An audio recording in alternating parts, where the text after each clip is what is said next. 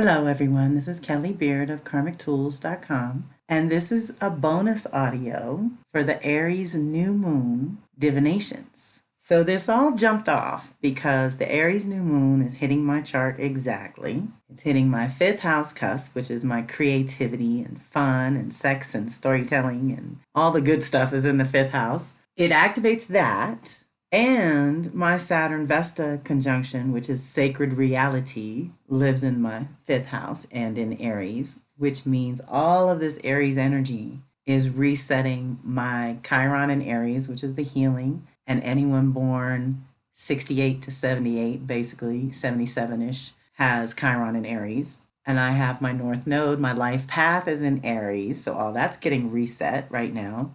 And then my sacred reality. And part of what I do believe is sacred to Kelly is fun, enjoying life and enjoying this embodiment. And Aries always brings that up for me. It's that spark of life that wants to be here. So I was definitely setting my new moon intentions around all that creativity and having fun and enjoying life. So one of my Tina Marie lines is, everything you're serious about, you get to do for fun. And I'm very serious, which is, of course, my Saturn, about earth and sky, balancing inner and outer and above and below within us. But I want it to be fun and enjoyable.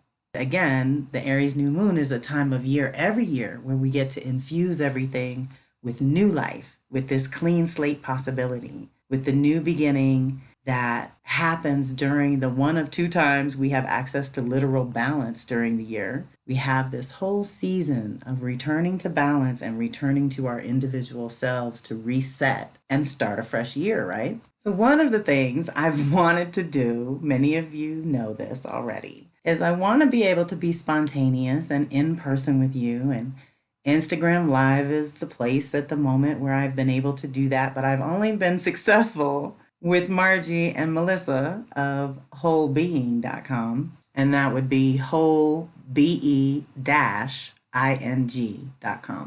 They are an amazing duo that have all kinds of resources behind them and years of expertise in health and fitness and well-being. So we used to get together to talk about the energies each week on Instagram, but they helped me with the techie side. And last night I tried to be really spontaneous.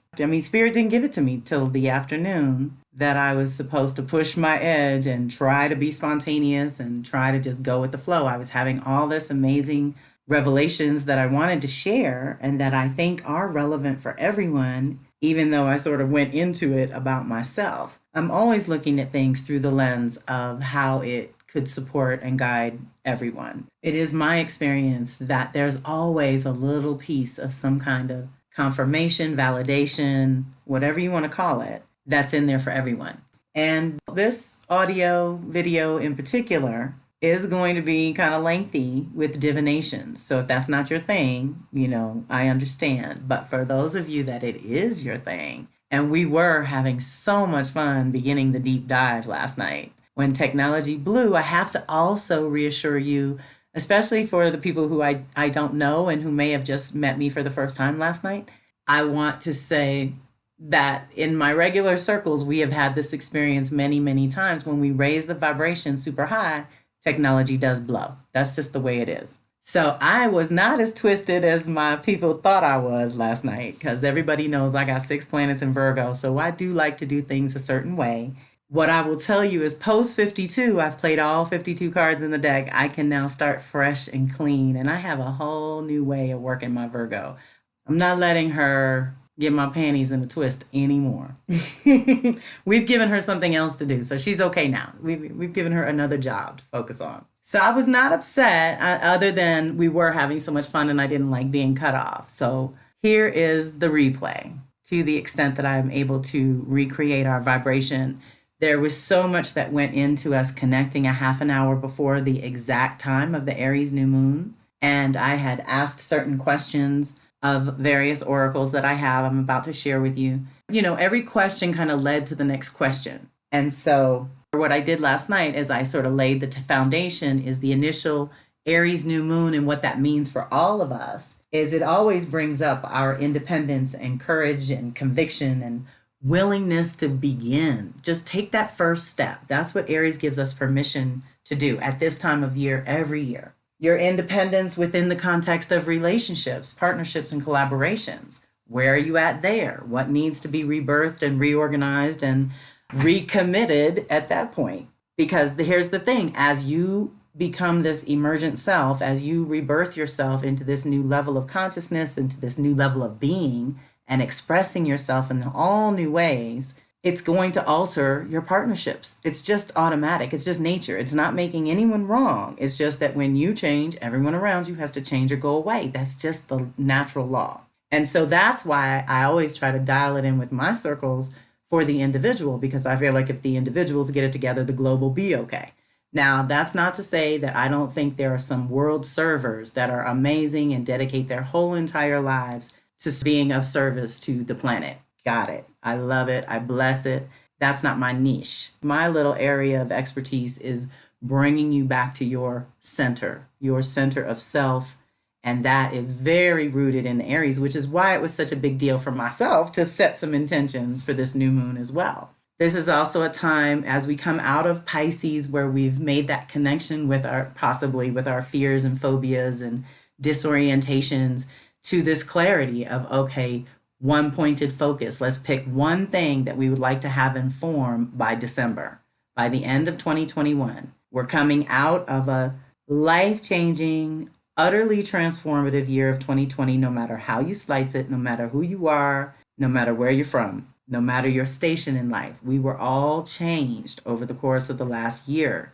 So even if you never did new moon intentions, now is really the time to do it. And we're setting our intentions around risk-taking and initiating new beginnings. Rebirth, the clean slate. Now, this is my big thing. Aries is truly the clean slate of the year, where you have permission to release permanently last year and initiate a brand new year right now. And in order to do that, you have to connect to your desires and your passion and your purpose. There has to be a reason to get out of bed, right? So this is also the Aries department, how you direct your energy, how you balance your self versus other energies. How much do you do to take care of your individual self? And how much time, energy, and resources do you devote to your partnerships, collaborations, relationships, and communities, right? So if you know where your Aries is at, and if you don't, feel free to email me, Kelly at Karmic Tools, with your birth, date, time, and place. And I'm happy to always tell people where they're being activated because I think everyone should know. But to know where your Aries is to know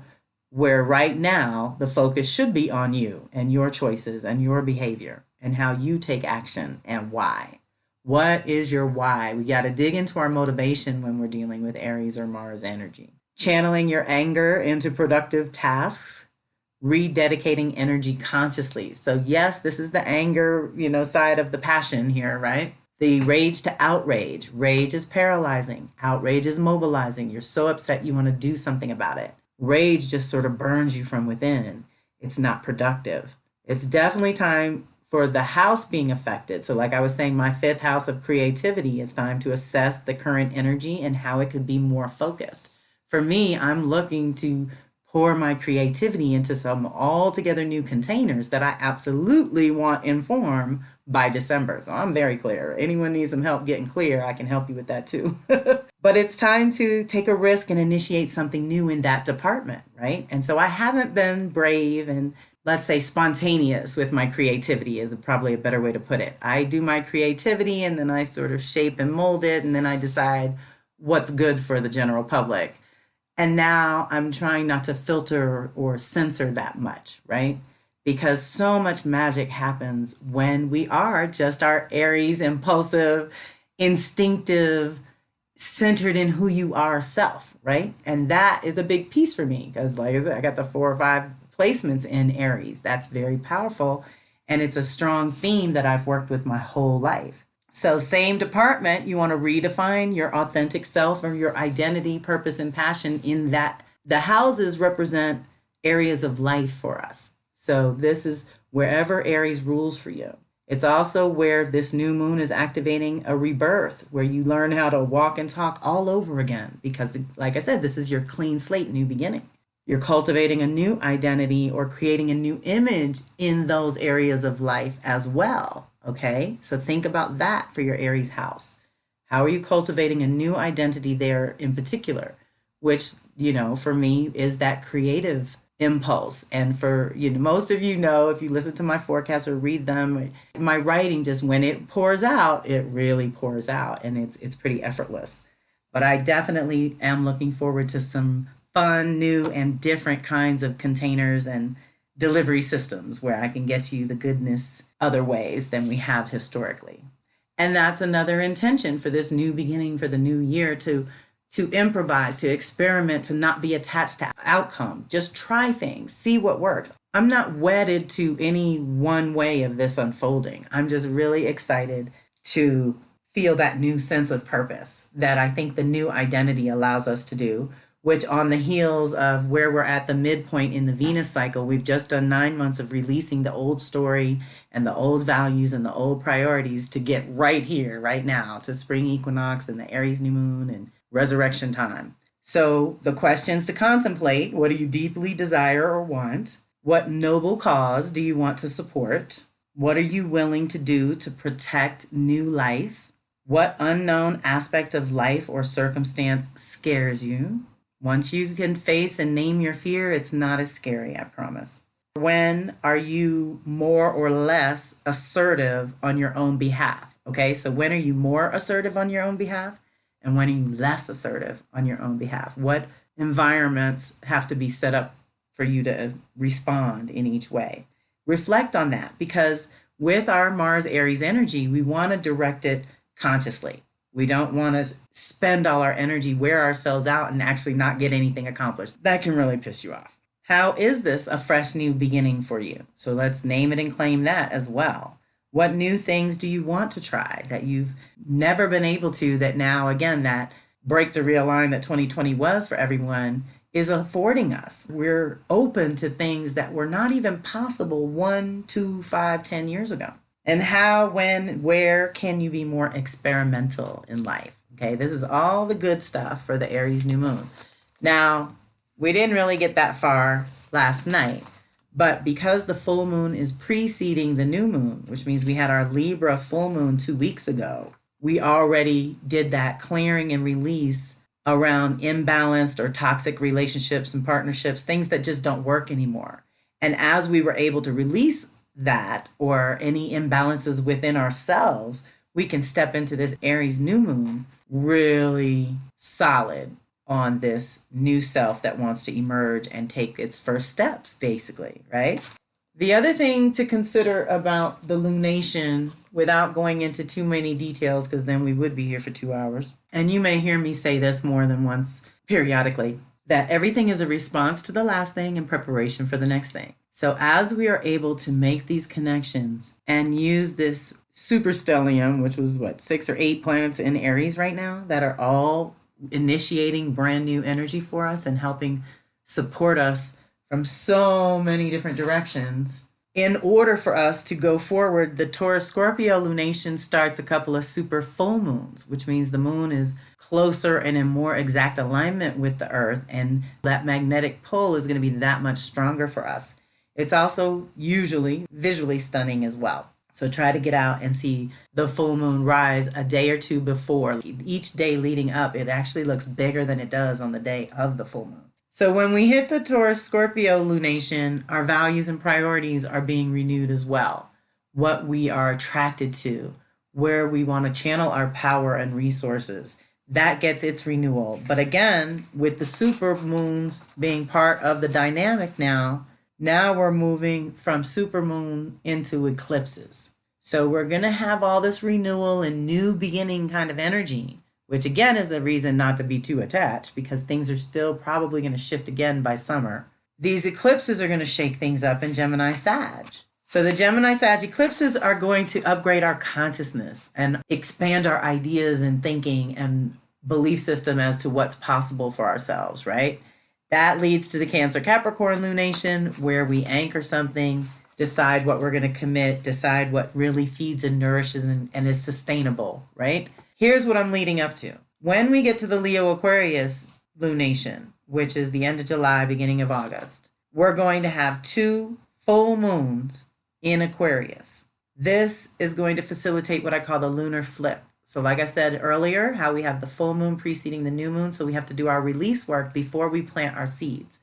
By August, when we flip, it's going to be the new moon preceding the full moon, at which point we're going to have to plant seeds, walk by faith, get to the full moon, which shines a light and shows us the bits and pieces we missed. It's just a different way of manifesting and creating and walking through life, but it's good to know the rhythm and where you're at. The other thing about the double full moons in Aquarius is just with, Jupiter and Saturn, well, definitely Saturn, because I think by then Jupiter might have dipped into Pisces. Exactly there. That's so funny. On the July 23rd Aquarius full moon, which is the one of two, Jupiter's at 0 Pisces. But Saturn is there for the duration. So these two full moons are personal releases that are also tied to that reality check that Saturn in Aquarius is. Okay, so micro to macro. Just think about that. So that's what I meant about everything being a response to the last thing and preparation for the next thing. Each lunation kind of builds on the last one and helps us navigate the year. And that's just one of my philosophies, that we take it step by step. We think about the whole year, we look ahead, we see what's what, we kind of highlight the big things, but then let's do this week by week, month by month, and just be really present. So all that goes into my Aries New Moon intentions, where I was speaking to the I am, which is another thing I want to say for those of you who were with me live last night. I will take pictures and try to work them into the video if I can. That shows the symbols and the words that we talked about that go on my water glass that were part of our blessing ceremony last night. I wanted you all to be able to see, because I realized I was staticky and in and out, and I didn't know it at the time, but now you all have all texted and written me and let me know. So I want you to be able to see some of the goodies that I had for the ritual as well. They came from a woman named Shari that has thespiritofwater.com that does these decals that you can use on your water bottles or glasses or mugs or whatever you want. I use them on candles too. But the I Am series is where I got those stickers from. So I just wanted you to be able to see those and go to her site if you want and look at all the different ones, because she's got a bunch. I have some Sacred Feminine. I've got Ocean Blessings. Like I've bought several of these and given them out. They're really fun bonus material to slide in people's packages sometimes. So the idea was to set everything up for new moon intentions and ask the questions and see what came as the answers. So we're going to dive in now. I started with the I Ching. I like the Total I Ching by Stephen Karcher because it has the interpretation from the scholar's point of view as well as the shaman's point of view. So we have our practical and spiritual applications, and I like that. And that's the one we got into, and everyone was loving it and getting their messages, because I also got more texts and emails from you that validated that, and they really were looking forward to this replay. So I'm excited to do it with you and for you, because it is so powerful for you to reclaim or to just claim these new aspects of self that are ready for a new passion and a new purpose. Like I said earlier, anyone experiencing the Chiron return, all of us survived last year's Mars retrograde in Aries, which was just unbelievable reset of the masculine. Basically, it takes 30 some years for Mars to make it through the zodiac like that. And it's just more support, let's say, for resetting the masculine within and around us. So we are rebirthing something on the other side. Now, I did keep my focus on a sacred reality. That was kind of the theme in my head when I went to... I don't actually throw coins for the I Ching. I have cowrie shells that I use. But the answers came asking for guidance for the Aries New Moon. This is where we start. We get a baseline, and then, like I said, everything kind of opens up what the next question should be, right? So what we got was number 26, changing to 53. Oh, this was the other thing about last night. We kept seeing the number 26. Both equal 8. So for my numbers people, that's very powerful. It means infinite possibilities, very juicy. 26 is great accumulates, gathering spirit. 53 is gradual advance, marrying woman. Now, here's the thing for those of you who may not be familiar with the I Ching. The I Ching is a conduct oracle where we ask how to proceed. So how to proceed regarding the Aries New Moon is basically where we started. Almost always, sometimes you only get one answer, which means you had 0 changing lines. You didn't have anything changing. That's very, let's say, 10 to 15% of the time. Most of the time, you get a couple of changing lines and you get 2 answers. And the first one is here and now. The second one is what it's changing into. So what we got was 26 changing into 53, and 26 keywords are concentrate, focus on one idea, accumulate energy, support, and nourishment, bring everything together, great effort, and great achievement. That's changing into 53 keywords is smooth, adaptable progress, infiltrate and penetrate like water, ceremonies leading to a formal marriage. This is a seed figure. So deep breath. The charge to the oracle. When you are disentangled from affliction, you can accumulate the spirit of the new. Accept this and use the energy of great accumulates. That's number 26. This describes your situation in terms of having a central idea that defines what is valuable. The way to deal with it is to focus on a single idea and use that to impose a direction on your life. Concentrate everything on this goal. Gather all the different parts of yourself and all your many encounters. Take the long view. Think of yourself as raising animals, growing crops, or bringing up children. Tolerate and nourish things. Develop an atmosphere in which things can grow. Putting your ideas to the trial brings profit and insight. It can culminate in great abundance. Don't stay home. Be active. Take in what is coming. This generates meaning and good fortune by releasing transformative energy. This is the right time to enter the stream of life with a purpose or to embark on a significant enterprise. Deep breath. So the scholar speaks and says that this figure shows creative force accumulating within. If you let yourself be led, you can realize your hidden potential. And we talked about this. We always want to ask Spirit to reveal our blind spot as well as reveal our hidden potential. You got to have discernment to know the difference and which one you're looking for at the time. Put your purpose in order and use it as an accumulating point. It is the right time to act. Assimilate the records of what your many predecessors have done and go on from there. So this was something else we talked about a little bit, is about going to your future self. We definitely have respect for the past and we want to bring forward that wisdom and embody that for sure. But we really do need to look forward and use all our different resources from both directions, let's say. Accumulate the power to realize things. Be firm and persist. Your efforts to shed light on things will bring you glory and substantial rewards. Renew your power, your virtue, and your connection to the way every day. So again, we need a daily practice. Have a firm, overriding purpose. And last night, I couldn't see right. I was reading by firelight. And I said, have a fun, overriding purpose. And we decided we want both. We want a firm one and a fun one. Honor what has moral and intellectual power. Stabilize what endures and correct your focus. Deep breath. Don't stay home. Taking in what comes generates meaning and good fortune by releasing transformative energy. It nourishes intellectual and moral power. This is the right moment to make a move. The connections reach to heaven. So I also feel like we have the ancestors at our back very strongly, and that we can ask for those filters too. Your loving angels, benevolent ancestors, those who are healthy and well and were assigned to you. You have a whole invisible team. So that was the scholar. Now the shaman speaks. The shaman says, what is above limits and articulates what is complete in order to suggest what is beginning, while below struggles on, persistent and unwearied. This is hidden power that accumulates in the inner field. Deep breath.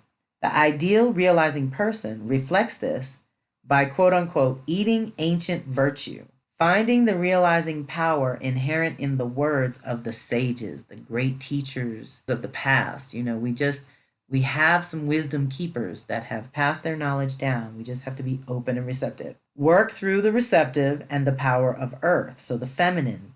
Retreat to the mountain shrine. Now keep this in mind. This shrine concept is going to come up again. The next one is the mother shrine. So we have the mountain shrine and the mother shrine is part of our work this month. Then, like I said, remember I said you have changing lines. What we have is 6 lines altogether. We had 3 of them changing, which gives us 3 pieces of specific advice. Now, I do actually like to read all 6 pieces of advice because there's always something in the other ones that inform the ones you got, let's say. So if you're feeling like up to it, let's do it. The ones that we got were 1, 2, and 5. And this is 1, which says, this is not opposing disaster. This connection is haunted by old angry ghosts. Eliminate the negativity now. Commit yourself to what you truly believe in. The direction says renovate a corrupt situation. If you let yourself be led, you can realize hidden potential. The situation is already changing. We had number 2 changing. This says centered without going to extremes. We really want to be centered in our authentic self without being extreme. We want to be neutral, no extremes. Forward motion of the great vehicle is stopped. Draw up the wagons and make contact. Think of it this way. You are escorting a covered cart with your secret treasure inside. Join together and nurture things. The direction says beautify things and be brave. Release bound energy. The situation is already changing. And then we had the 5th placement. This is our guidance. There will be rewards. You have managed to confront and disable what could have been a powerful obstacle, accumulating and focusing a significant force. The way is open. This will bring rewards in the end. Deep breath. The direction says collect the small to achieve the great.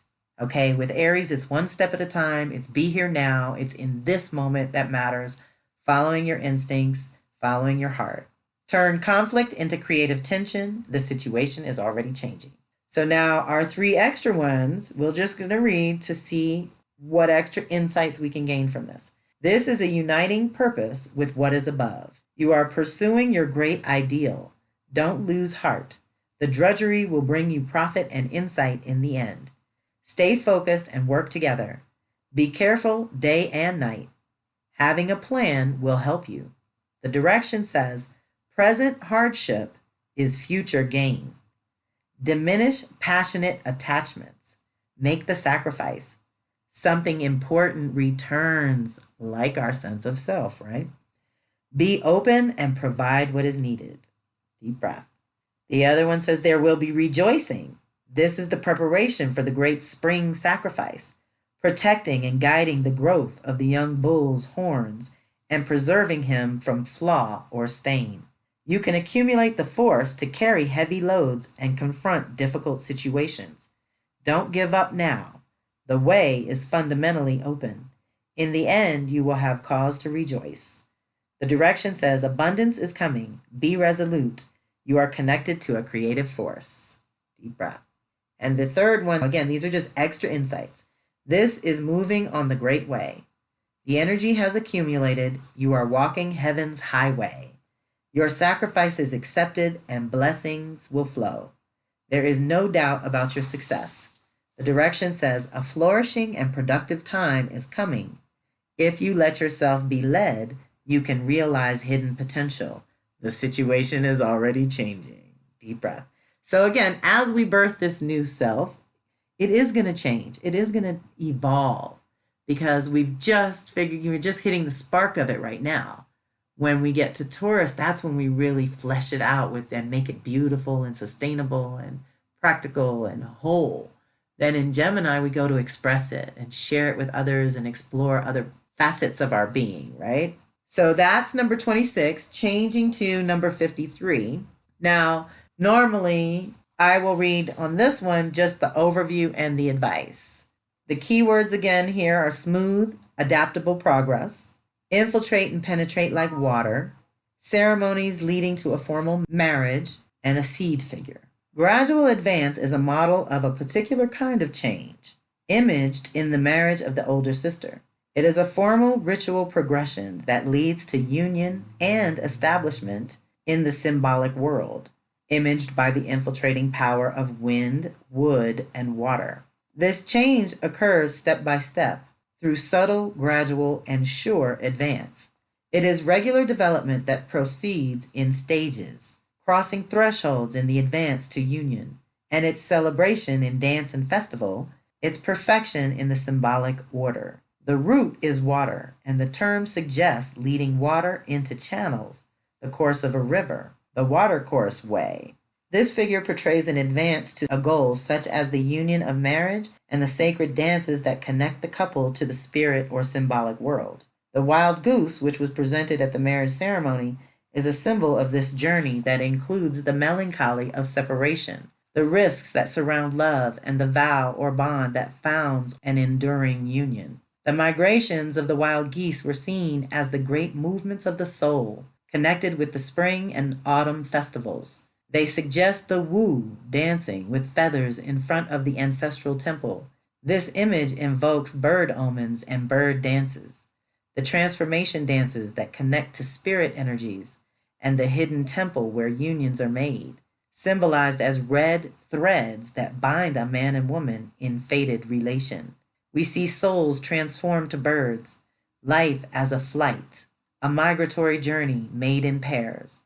The name of this figure describes their flight, crossing the water, skimming, gliding, and settling at each stage in their journey. Deep breath.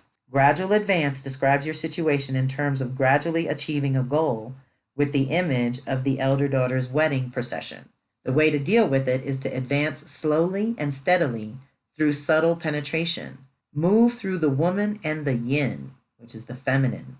Through infiltrating, you find the place where you belong. Proceed step by step and don't try to dominate the situation. This generates meaning and good fortune by releasing transformative energy. You will ultimately achieve mastery and find a new field of activity. Put your ideas to the trial. This brings profit and insight. Depend on your moral and intellectual strength and your power to realize the way to improve your everyday situation. So, again, we're shifting as we move through this new moon from gathering the energy and resources and ideas and determining which direction we want to go to activating this advancement, this connection to other, whatever it is, whether it's your actual purpose is the other, or a partner is the other, or a community, your goal for this year, however you want to look at that. Correct yourself in order to advance. This lets you correct the way power and responsibility are assigned. You will acquire a solid place in the center. Stabilize your desire and be adaptable. Gently penetrate to the core of the situation. Thus, the new energy that is stirring will not be exhausted. Deep breath. The shaman says the ideal realizing person reflects this by firmly residing in his innate power to actualize the way, transforming what is mean-spirited and grasping. Yes, let's transmute that. Work through joyous words to bring the spirit to expression. Renovate the ancestral images. So this is something else Kathy Pagano brought up in our Venus circle, is that we need to renew the archetypes. They become a toxic mimic after a little while. They need to be renewed, and certainly at the shift of an age would be the time when we would renew that. So while I was thinking about, how we're going to eliminate the negativity, commit to what we really believe in, access our activate our hidden potential, we're going to release bound energy. We've already confronted and disabled powerful obstacles along the way. Better give yourself credit where credit is due. Now we advance with gradually, baby steps, because you know yourself better now. You don't have to jump in Aries head first, right? Or conversely, if your instincts have a big resounding yes in your gut, then absolutely jump in head first, Aries style, because that's what gets it done now. So from there, I asked what in our psyche was going to be the soul work for the year, because I was also looking at this Aries new moon as kicking off a whole year. It is kicking off a month, 6 months, and a year, essentially, because 6 months from now, we'll have the Aries full moon, and we'll look at what we got going now, and that'll be around fall equinox. For this one, I went straight to My Women Who Run with the Wolves. Now, what happened was the way I was holding the book, I ended up opening with my left hand on one thing and my right hand on something else. Normally I just go to one page, but then it dawned on me that one thing we're releasing and one thing we're reclaiming. So we're releasing being stuck in old rage. That's something that the new moon is also good for. But we're reclaiming the ability to expose the crude shadow. These are very rich excerpts from Women Who Run with the Wolves that are going to take you even deeper into what's necessary. And so let's start with the release. We're going to release being stuck in old rage, right?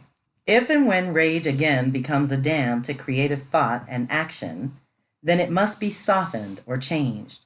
For those who have spent considerable time working through trauma, whether it was caused by someone's cruelty, neglect, lack of respect, recklessness, arrogance, ignorance, or even fate, there comes a time to forgive in order to release the psyche to return to a normal state of calm and peace. Deep breath. When a woman has trouble letting go of anger or rage, when a person has trouble letting go of anger or rage, it's often because they're using rage to empower themselves. While that may have been wisdom at the beginning, now they must be careful, for ongoing rage is a fire that burns your own primary energy. To be in that state is like speeding through life, pedal to the metal, trying to live a balanced life with the accelerator pressed all the way to the floor. Neither is the fieriness of rage to be mistaken as a substitute for a passionate life. It is not life at its best. It is a defense that once the time of needing it for protection is past, costs plenty to keep going. After a time, it burns interminably hot, pollutes our ideas with its black smoke, and occludes other ways of seeing and apprehending. Now, I'm not going to tell you a big fat lie and say you can cleanse all your rage today or next week or next month and it will all be gone forever. The angst and torment of times past rise up in the psyche on a cyclical basis. Deep breath. Although a deep purging discharges most of the archaic hurt and rage, the residue can never completely be swept clear, but it should leave a very light ash, not a hungry fire.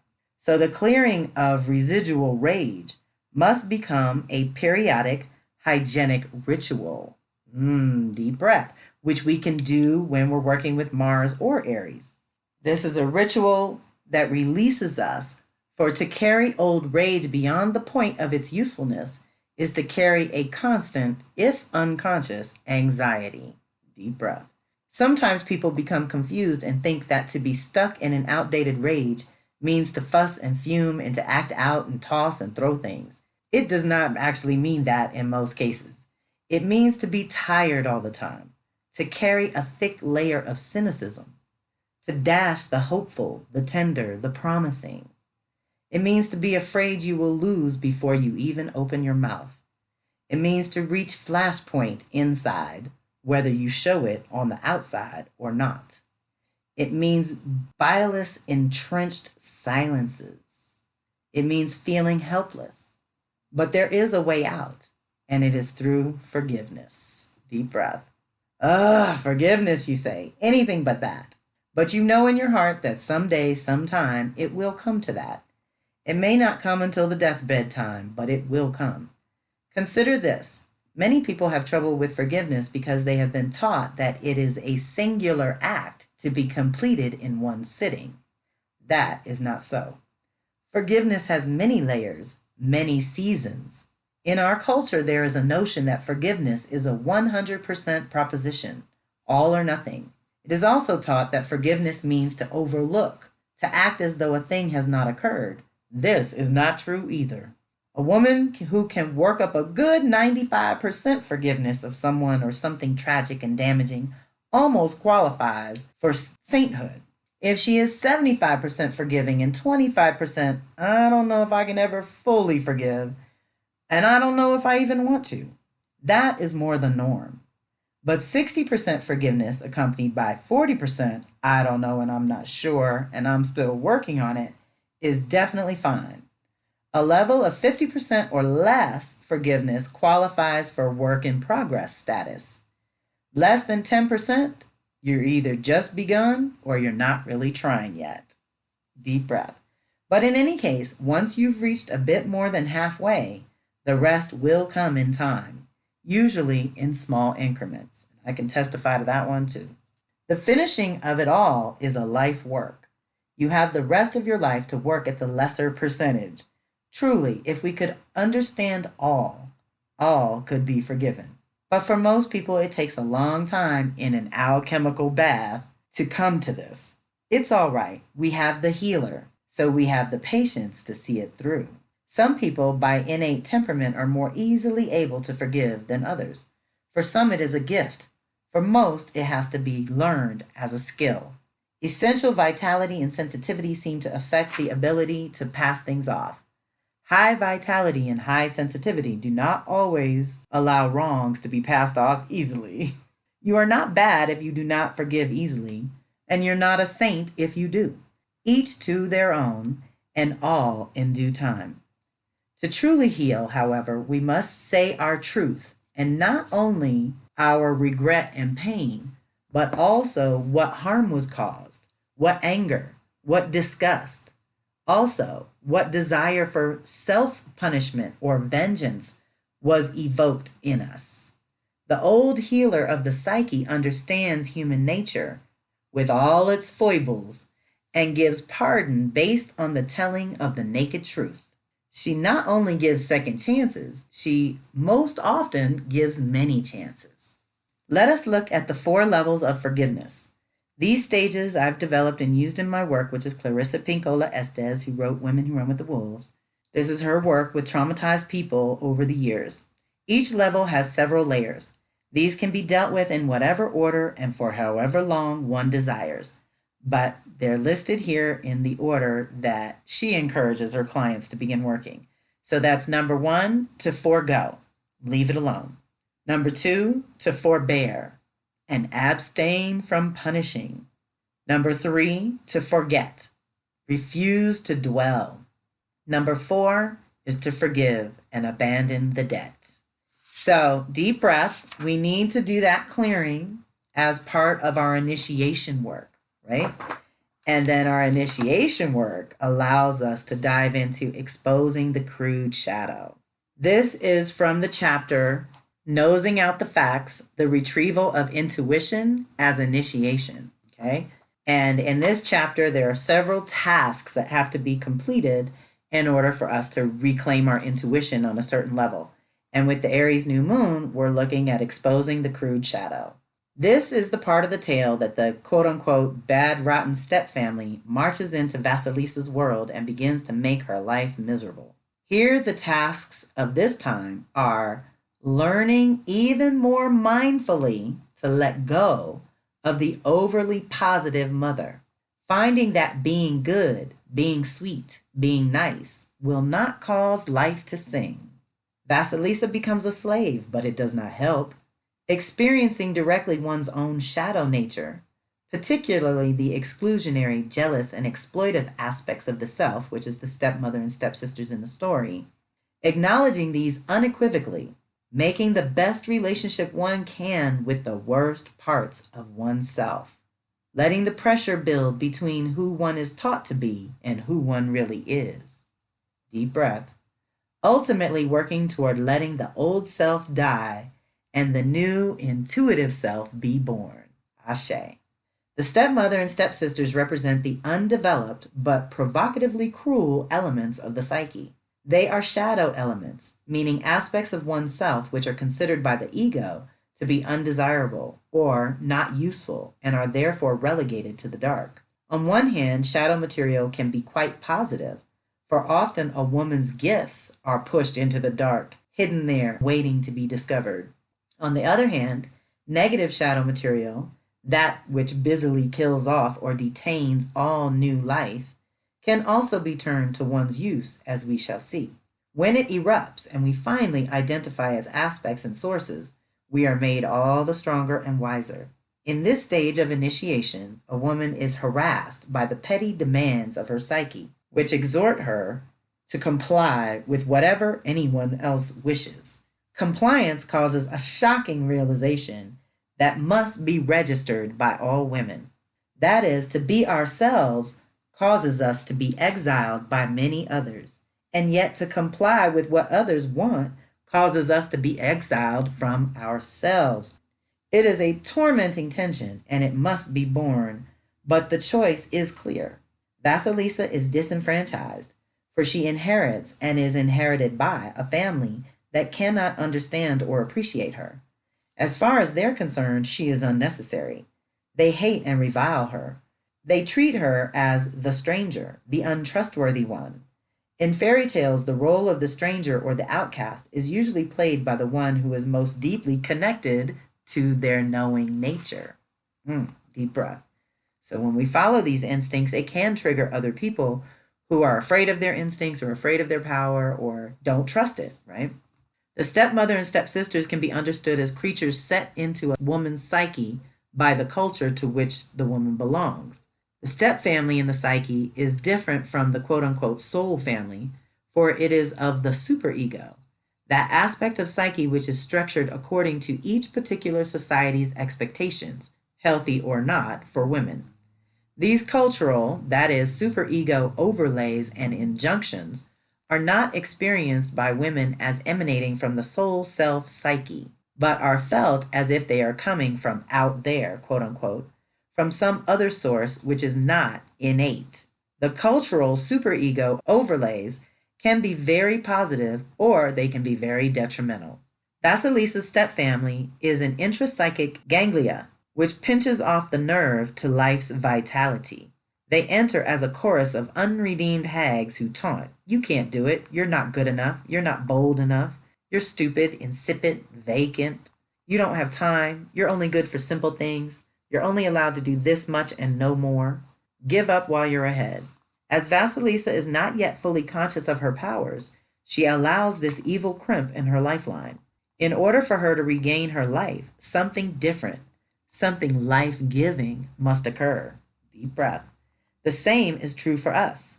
We can see in the story that Vasilisa's intuition into what is happening around her is quite flimsy, and that the father of the psyche doesn't notice the hostile environment either. He is also too good and has no intuitive development himself. It is interesting to note that daughters who have naive fathers often take far longer to awaken. We too are pinched off when the stepfamily within us and or surrounding us tells us we are not much to begin with and insists we focus on our shortcomings rather than perceiving the cruelty whirling around us, be it emanating from within our psyches or from without in the culture. However, to see into or through something requires intuition and also the strength to stand upon what one sees. Deep breath. Like Vasilisa, we may try to be nice when we ought to be knowing. We may have been taught to set aside acute insight in order to get along. However, the reward for simply being nice in oppressive circumstances is to be mistreated all the more. Although a woman feels that if she is herself, she will alienate others, it is just this psychic tension that is needed in order to make soul and create change. Deep breath. We need psychic tension to make soul and create change. It's building character. So the stepmother and stepsisters scheme to send Vasilisa away. They secretly plot, go into the forest, go to Baba Yaga, and if you survive, which you won't, then we might accept you. This is a very critical idea because many women are stuck halfway through this initiation process, sort of hanging half in and half out of the hoop. Although there is a natural predator in the psyche, one who says, die, why don't you give up, on a rather automatic basis, the culture in which a woman lives and the family in which she was raised can painfully exacerbate that natural but moderate naysaying aspect in the psyche. For instance, women who are raised in families that are not accepting of their gifts often set off on tremendously big quests over and over, and they don't know why. They feel they must have 3 PhDs, or that they have to hang upside down from Mount Everest, or that they must execute all manner of dangerous, time-consuming, and money-eating endeavors to try to prove to their families that they have worth. Now will you accept me? No? Okay, watch this. I think I actually said that to my family when I left. The step family, of course, belongs to us by whichever means we received it. and it is our work to deal with it in an empowered manner. However, we can see that for the deep work to continue, trying to prove one's worth to the chorus of jealous hags is pointless, and as we shall see, in fact, impedes your initiation. She does these everyday chores without complaint. To submit without complaint is heroic seeming, but in fact causes more and more pressure and conflict between the two oppositional natures, one too good and the other too demanding. Like the conflict between being over-adaptive and being oneself, this pressure builds to a good end. A woman who is torn between these two is in a good way, but she must take the next steps. In the story, the stepwomen so squeeze the burgeoning psyche that through their machinations, the fire goes out. At this point, a woman begins to lose her psychic bearings. She may feel cold, alone, and willing to do anything to bring back the light again. This is just the jolt the too nice woman needs in order to continue her induction into her own power. One might say that Vasilisa has to meet the great wild hag because she needs a good scare. We have to leave the chorus of detractors and plunge into the woods. There is no way to both stay and go. Deep breath. Vasilisa, like us, needs some guiding light that will differentiate for her what is good for her and what is not. She cannot develop by standing around being everybody's bootjack. Women who try to make their deeper feelings invisible are deadening themselves. The fire goes out. It is a painful form of suspended animation. Conversely, and perhaps somewhat perversely, when the fire is put out, it helps to snap Vasilisa out of her submission. It causes her to die to an old way of life and to step with shivers into a new life, one which is based on an older, wiser kind of inner knowing. Deep breath. That is our Aries New Moon instructions. So the next book I went to was Jambalaya by Yeye Tish. Louisa Tish is an amazing author and teacher. And so with all that in mind, I asked, what offering can I make to set myself up for success? And I held and opened her book to the Shrine of the Mother. And when I get to the cards, it's going to get even deeper. And then I would love to extend an invitation to anyone that hears this to feel free to write me, because that night on Instagram Live, what I wanted to be able to do was to pull cards for you, each as individuals, and I would be happy to do that if somebody requests it. Upon request now, that's the way we're going to have to do it. Or catch me next time when we're live, and I always like to pull cards for people. That's always fun. So here I open to the Shrine of the Mother. Understand that as soon as your altar is built, it becomes sacred space, a place between the physical and spiritual world where the ancestors and the living can communicate in peace. Prayer to the living dead who once shared this life. O good and innocent dead, hear us. Hear us, you guiding, all-knowing ancestors. You are neither blind nor deaf to this life we live. You did yourself once share it. Help us, therefore, for the sake of our devotion and for our good. Deep breath. The Shrine of the Mother is all about building an altar for your ancestors or your invisible team. In our case, I already have an ancestor altar, and then I have a number of altars, actually. I have the 4 directions, and I have my work altar and my personal altar and my relationship altar. So I love making altars. But in this book, she's got a lot of suggestions. Building the shrine, the smallest altar, the 9-day altar, the outdoor altar, the elaborate indoor altar. So build an altar for yourself, for your own intentions. That's where we're headed with that. But the mother shrine, the shrine to the mother, to the creator, to the source, to Mother Earth, you can interpret that any way you'd like. So then I turn to the Orishas. This is the Tarot deck by Zolrak Durkhan. My book is actually bilingual. It's in English and Spanish, but this is the Afro-Caribbean Orishas, which are deities, guides, angels, however you want to look at that. It's another belief system. And this one I pulled 3 cards as guidance, and then above, below, and there was an extra one that stuck to the cards, so I always take that as an additional insight.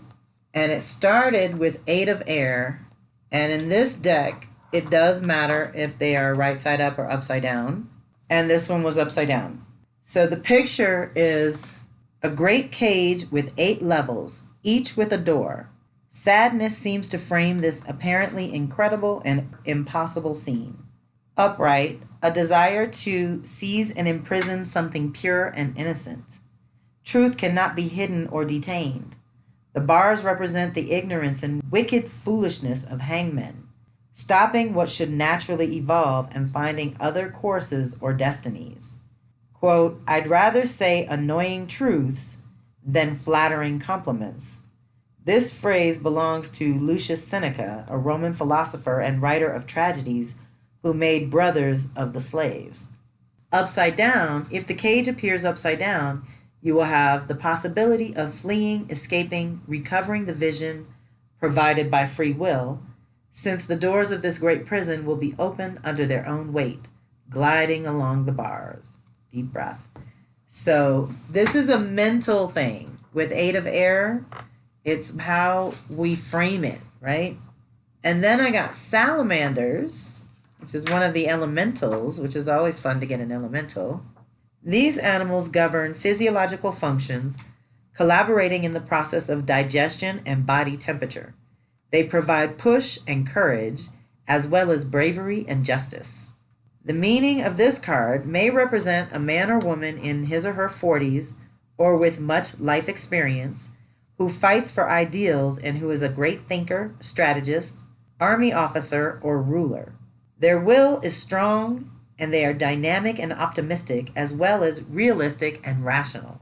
When appearing with other cards that are unfavorable, this card warns about physiological disorders, imbalance, and a slow metabolism. Deep breath. So that's the elementals giving us a message. I would love to hear from you, your own insights and confirmations and validations. And then I was so excited because I always want, this is the major arcana in this deck is the actual orishas.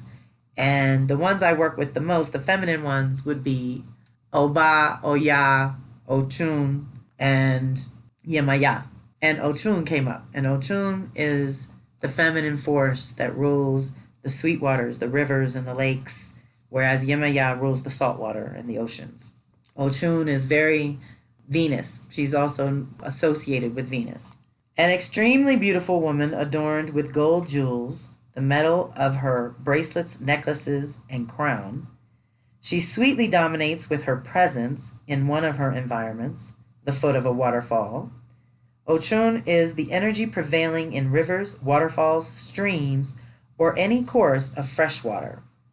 She is the sweetest female Orisha, though others give that status to Yemaya, the daughter of Batala and Yemaya, and since all rivers go to the sea, at the end her essence will be fused with that of her mother who awaits her. In her immensity, Ochun may represent the most intimate feminine thinking of the human psyche. She is coquettish and, like any other woman, likes perfume, personal adornments, jewels, etc. She is also very emotional, and her sons are highly emotional, weeping people. Among the Yoruba Orishas, many say that she is the great magician, the one who knows most about magic deeds and works, Ibos. This is based on the fact that she comes to her father seeking help and comfort with the warmest and most delicate modulations of voice and sometimes crying, which moves Obatala to give her what she wants, the most important secrets, merongas. Merongas is a term widely used in prayers and songs in Brazil. She is the patron of gold, honey, and squashes. There are areas in Central America where many think that not to eat squashes is the greatest honor they can offer to their saint, who will reward them with economic help. People resort to her most of all to put right romantic misunderstandings, to soothe or pacify people if they are getting too excited and in similar situations. Since she loves and looks after children, she is asked to help them with their studies or their behavior at home, to make a woman pregnant, or to assist in any other matter related to children or teenagers. Her area of influence in the human body is mainly the lower abdomen. According to legend, she was the queen of the African river of the same name. She highly appreciates her belongings and at the same time is protective. She takes good care of gifts and presents because she gets very fond of things given to her as tokens of love. Her colors are warm, ranging from pale yellow through golden to orange, by the addition of reddish pigments. She is the Venus of the Yoruba people, syncretized with the Immaculate Conception of the Virgin Mary in South America and with the Blessed Virgin of Charity of Copper in Central and North America. In fact, they affirm that each representation of the Virgin Mary corresponds to an aspect of Oshun. She is venerated on September 8th or 15th in some areas and on December 8th in others. When she is embodied in one of her Omorishas, the sons of saints, her dancing is extremely feminine, the movements of her hips and arms reflecting the uninterrupted flow of her rivers, as if cleaning the medium with her water. Deep breath. The meaning of this card is love, sweetness, and femininity, hidden knowledge, research, and planning, gifts as a medium and hypersensitivity, psychism, and mentalism. The card can represent someone interested in medicine, either orthodox or unorthodox, perhaps in social subjects, but generally related to the scientific field.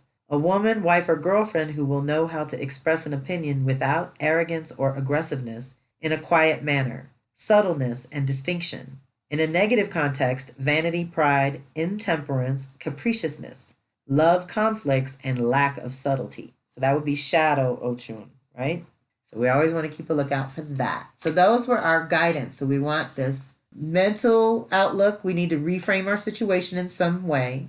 We need to infuse it with some fire and life from the salamanders and some beauty and value from Ochun, right? Then above, I got 10 of water, and below was 3 of air. The 10 of water reveals that we have reached plenitude, the highest or crowning point of our efforts and achievements. Since we reached number 1 by reducing the number 10, 1 plus 0 equals 1, the communion of 10 fish forms a crown, centralized and unified power, showing the first stage on the tree of life. In the Kabbalah, it's named Kether. The summation of fish emerging from the water as a symbol of spiritual triumph reveals the 10th level, which is Malkuth. One of these could be the 10-centimeter butterfly fish living in the Congo River. These fish can emerge from the water with the help of pectoral fins and glide over the water with an indescribable skill, like the jumping fish that live in shallow waters in Africa. These fish hold water in special sacs that keep their gills moist and enable them to live outside their habitat for long periods of time. The meaning, if it's upright, which is what we have gotten today, the fish transcend their element, being able to survive with half of their bodies out of water, forming a crown that represents friendship, a joining of forces, and a mental request or petition. They also have to cross barriers to stay for a while in another context or environment, which is the air. Okay, so we have to be dual beings. We have to be medial beings where we have our inner lives and our outer lives. We live as a spirit in human form. Ask and be thankful through faith for the lasting joy that is not a gift from the Almighty, but comes from the learning process of each member of a couple or group. This crowning rewards the task performed. Everything has been fulfilled. For the Spirit is everything, and the Spirit is in all things, since the Spirit is the creation of God, the Creator present in everything. Your partner will be prolific. Your offspring and or creation, whether literary, artistic, or other, will enjoy this love that embodies body, mind, and spirit. Total peace. Okay, so I trusted this part when we be ourselves in the world, because the above usually is our guidance for moving around in the world. If the card were upside down, and then I like to look at these because I always want to know about the shadow aspects of what's happening so that I can be mindful of myself or others. The shadow side of this card is your efforts have been in vain. What was free has become trapped within itself, bringing treason, unfaithfulness, and a loss of spiritual values. High degree of miscommunication, confusion, and shock. Serious crisis between the couple or within the group. To return to the water, the fish will not make an elliptic movement, but go back and sink. This implies deep sadness for this sensitive animal. Deep breath. And then below usually is our guidance for how we need to roll personally, internally, or in private sector, right? Behind closed doors. Here, we got the 3 of air. Oh, wow. And I totally forgot to address the planets involved here. So I hate to backtrack a little, but we got to do this. So on our reframing of our mental position, it was Venus and Saturn. That speaks to our worth and value within the context of our relationships, but also what we settle for, the reality of the situation. So not looking at things through rose-colored glasses. That informs us as well. The 10 of water, which we had for above, has Pisces, Neptune, and the moon, which is a powerful alignment, but again tells us as long as we stay connected to our spirit, especially since we're asking for this guidance on the Aries new moon for this new embodiment or emergent self, we're good. It's when we're prideful and we let our ego take over, or we rest on our laurels and things like that. That's when things go wrong. Then below internally is the 3 of air, and this has Uranus and Saturn, which we know up in the sky this year is in square aspect and really forcing us to grow out of comfort zone into new territory between the old and the new, within us, around us, within our creations, all of it. We really are breaking free of something that used to limit us that doesn't have to limit us going forward. So the 3 of air is an eagle that glides and casts its frightening shadow over the land, already prepared to attack its future prey by surprise. The prey is still unaware of the danger that is awaiting, and as a consequence, it does not appear on this card. Birds of prey form a very important congregation in Africa. Many of them may break a corpse open with just their beaks, and may lift their victims with their talons and carry them from one place to another. They are persevering in the chase and predatory in a fight. The ancient Egyptians used this sort of bird to represent part of their country. So the meaning of 3 of air, which we did have upside down, upright, it says the danger, breakup, depredation, separation, trouble, and obstacles.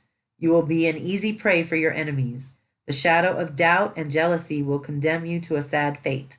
Violence and perversity. So that's the shadow side. We actually pulled it upside down. And in this case, that's the funny thing about this deck with the right side up and upside down.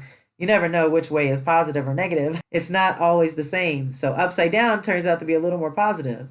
The time of utter desperation is gone. Maybe danger too. But wounds will not be easily overcome. Tears will come again because of painful memories. Healing will be slow and difficult because your heart will have been torn out of your body. Deep breath. So internally, privately, I think we should look to Eagle for some guidance, to take the long view.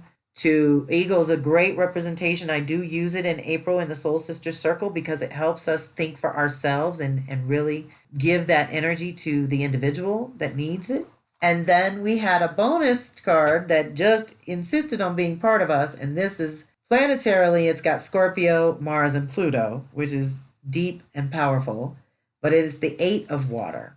And it's a picture of a boat with an octopus that has 8 tentacles all wrapped around this boat, this ship. So the 8 tentacles and the 8th astrological house, which is Scorpio's house, Mars and Pluto are the rulers, could detonate the weapons of war.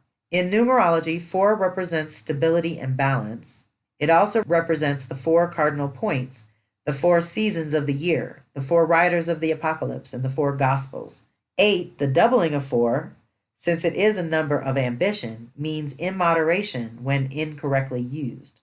It may become an evil creature that, like the spider weaving the threads of its own house, den, or habitat, also is a trap for its future victims or prey, will not hesitate to trap and end the freedom and integrity of its victims. Surely this is a dangerous card.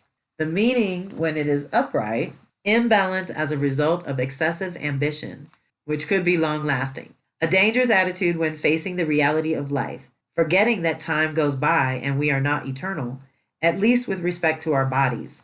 If we are reincarnated, we will have to make right any wrong we did before, as a result of the law of cause and effect.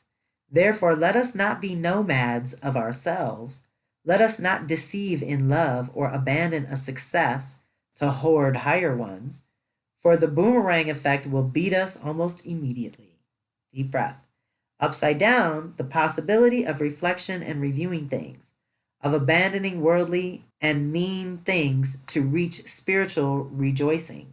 Otherwise, instead of victimizers, we will become victims of our own deeds.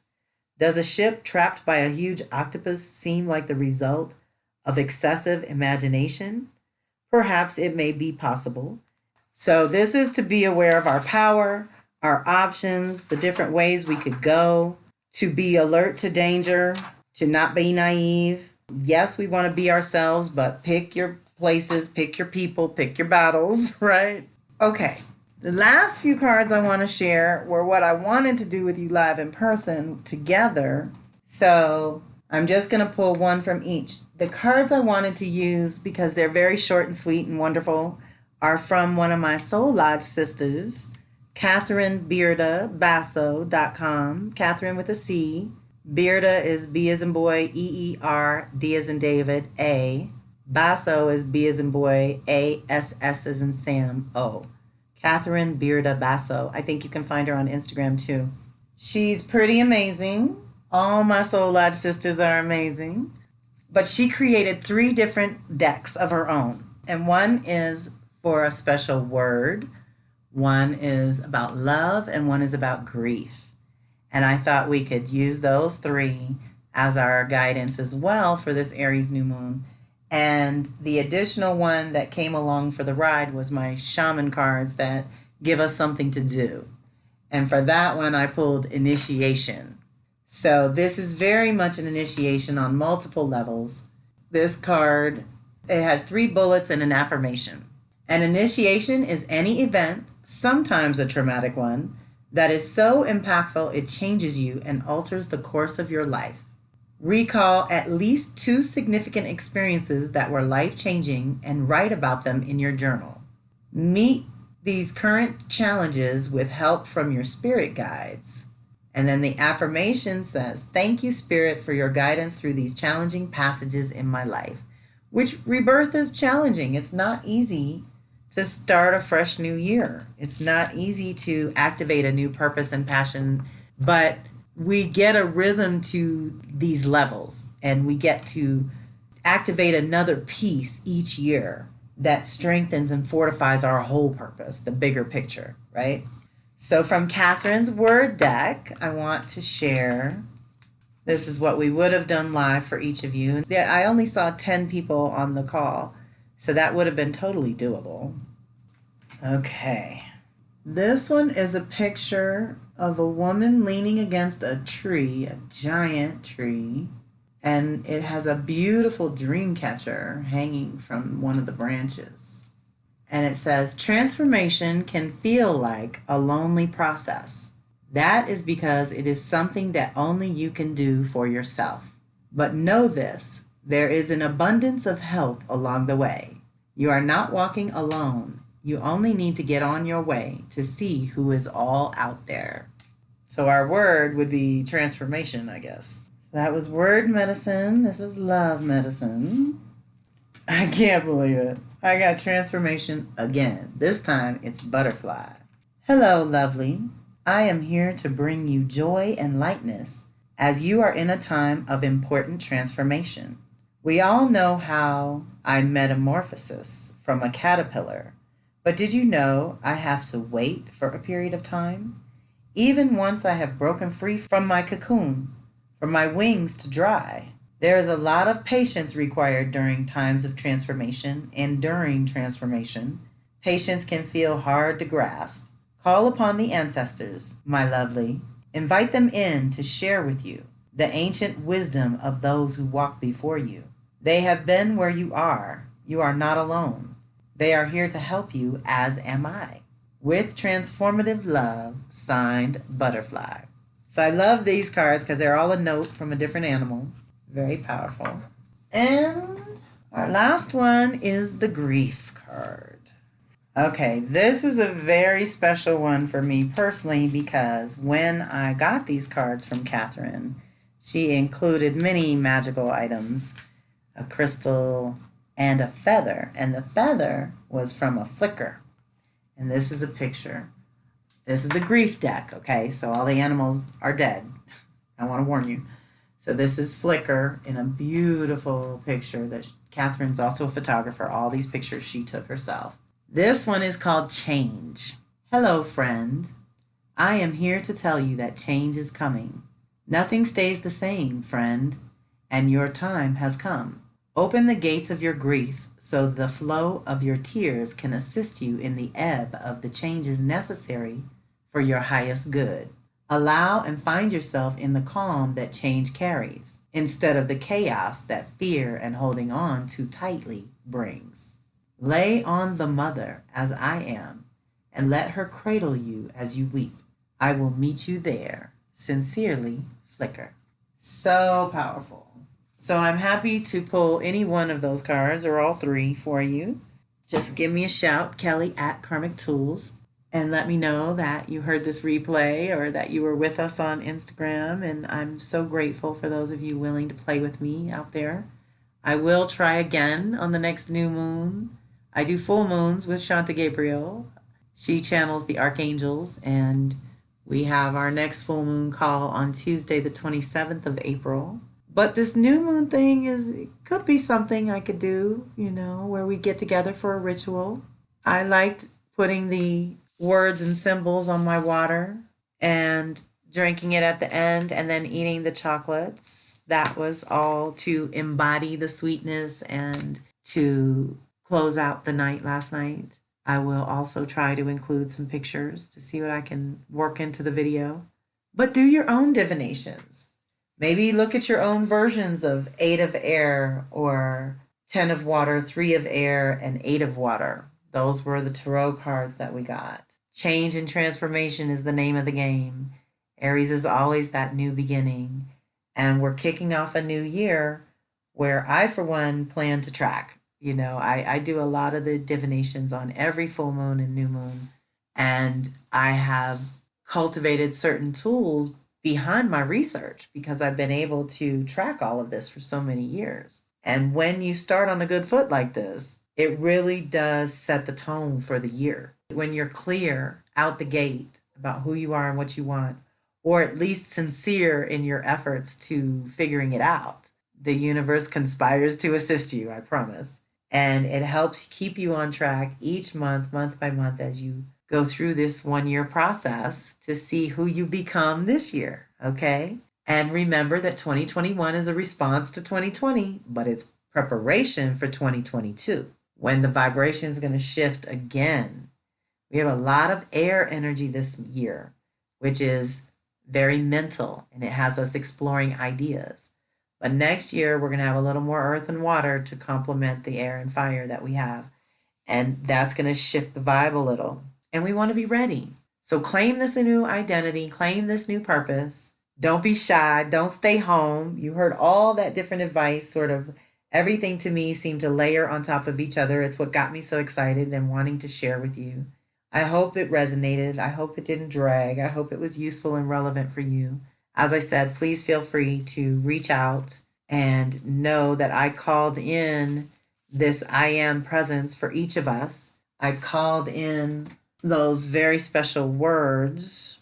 I asked you all to pick one of your own, so I'm going to list them here so you can meditate again on which ones are important for you to hold on to going forward. In the flow, infinite love and endless light, respectful of all life, growing in gratitude, we love that, at choice in every moment. I heard one of you pick that one last night, I remember that. Aligned with truth, I think one of you picked that. Ready to take action, in touch with my own power. I had chosen a reality shifter, but it came off with the sticker aware and awake, so I just used them both on my altar. Peaceful and prosperous, kind to myself and all others, accountable for my actions, authentically unique. We said that was Sister Shaman, and at ease with change. The last one is committed to my goals. And what I found is these stick way better to warm candles than cold water. But it can be done. And I love my little stickers, and I highly encourage you to find some fun ones for yourself to play with. But that's what we called in. And then the symbols are all sacred symbols of peace and eternal life, the Trinity, the Buddha, the five-pointed star, which is Venus. So that was a lot that came up as well. Even though Aries is ruled by Mars, and we talked a lot about the masculine doing, the Venus part of this, the being part of you, is also being rebirth, because right now Venus is with part of that stellium, the Venus, Sun, the whole crew of feminine entities in Aries right now are rebirthing this a new way. We can express a whole new way. We can express a new purpose. We can move in a new direction. We can make some new choices and decisions that put us on new paths. And all we need to do is be mindful and stay centered in our own channel and pay attention to what's going on around us so that we can use whatever resources make themselves available in the moment or on the spot. Because remember, with a new year or with any new moon, you start in the darkness. There's a lot of unknowns. We step out on faith, and then we get to the full moon and we usually see what we missed along the way. So this is leading to that super full moon in Scorpio, where we release anything blocking our power. So it's important for us to know who we are and what we want first, so then we can clear any power issues and step into some new beauty and wealth and well-being that Taurus represents.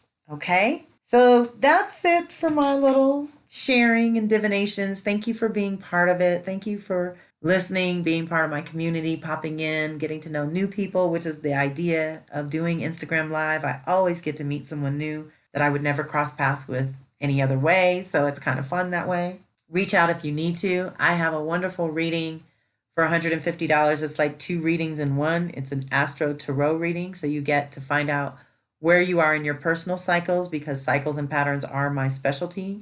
And it comes with a tarot reading where we check in with right now on a Celtic cross. So it's a full 10-card spread that really goes into more detail. And I always tease that you all know better than I do what the tarot means, what those readings end up revealing, right? But it's a really good one to get in at this stage of the game when we're initiating and new beginnings like this, or it's just springtime, or maybe your birthday's coming up, anything like that. Always good times to check in with where you're at in your cycles. Things happen to all of us at around the ages of 20, 30, 40, 50, 60, and then it jumps to like 72, 74, that we can plan for, and we can practice, and we can cultivate practices that serve us at each stage of a particular cycle. So it is good to know where you're at. The ones I look at in that reading are your life path and direction, which is the North Node, your reality and purpose, which is Saturn, and your truth and story, which is Jupiter. And they all have different length cycles that we can learn. And then once you learn it and you learn how it feels when it's being activated for you, you can co-create better. You can direct your energy better. You feel much more powerful, less victimish, and it helps you feel supported by the energies, because energy is neutral. Energy is just energy. It's not good or bad. We put those filters on, right? So I always tell people, take the names and faces off, even the planets. Astrology is a whole nother language. Saturn's just the energy of our physical limits and reality and our definitions, and it usually has something to do with our work in the world and engage with others. And so it's important to know that energy, no matter what we call it. And all energy has light and shadow, expressions, as do we. And again, sometimes those shadow expressions are useful, they're valuable, and a lot of people avoid the shadow and want to always be in the light, but there's lots of wisdom in both. And so that's another aspect of what we're calling in this Aries new moon for our wholeness, is that balance within and that ability to honor our inner selves, and that inner initiation we just went through with Venus is so powerful. So thank you again, everyone. Didn't mean to make it this long, but I hope you enjoyed it. And I hope you will reach out and let me know your ahas or insights or things that got validated through these cards or readings or excerpts and things, because I really do circle back later and check my notes. Like when I get to the Aries full moon 6 months from now, I'll look back at these and it'll be revealing again. And so it is good to just sort of, even if you just took a little bit of a note for this new moon and you take a little bit of a note for each new moon of the year, by the end, you'll have 12 little notes that give you an idea of what you accomplished this year. And that can be very reassuring to your higher self that you're paying attention to your own process and co-creating and being conscious about it, right? Which is always the goal. All right, y'all, I'm gonna let you go. Thank you so much. I will try again. Be well. Reach out if you're called. This is Kelly Beard of Karmic Tools signing off.